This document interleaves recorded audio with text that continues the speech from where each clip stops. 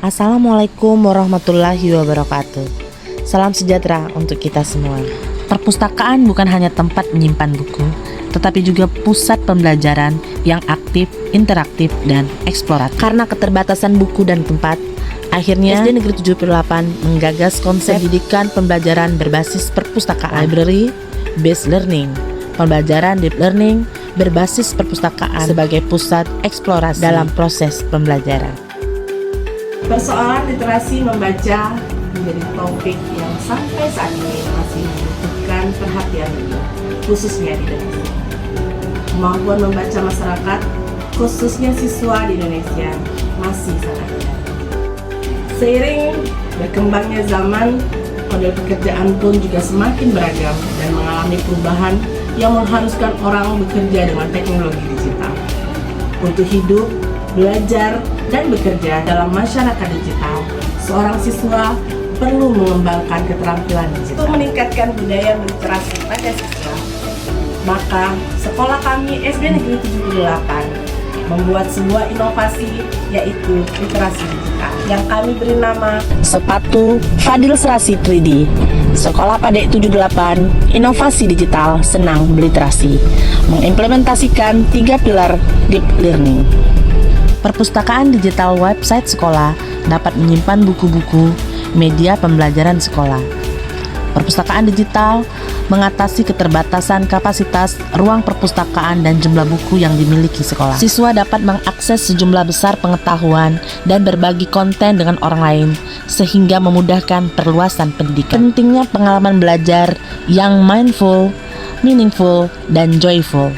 Hal ini mengisyaratkan pentingnya yang tidak hanya mengandalkan pembelajaran di dalam kelas, tapi juga memanfaatkan berbagai sumber daya yang tersedia di lingkungan pendidikan, termasuk perpustakaan, untuk menciptakan proses belajar yang lebih sadar, bermakna, dan menyenangkan. Perpustakaan sekolah yang optimal dapat mendukung pengembangan literasi, meningkatkan hasil belajar siswa. Betapa pentingnya perpustakaan digital agar lebih adaptif terhadap perkembangan zaman. Perpustakaan menjadi ruang interaksi, inovasi, dan kolaborasi.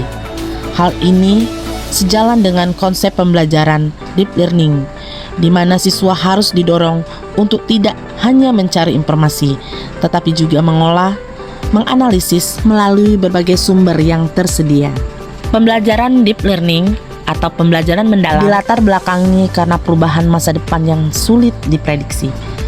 Permasalahan mutu pendidikan, yaitu literasi, numerasi, dan kemampuan HOTS (High Order Thinking Skills) peserta didik Indonesia yang rendah, dan ketimpangan mutu pendidikan.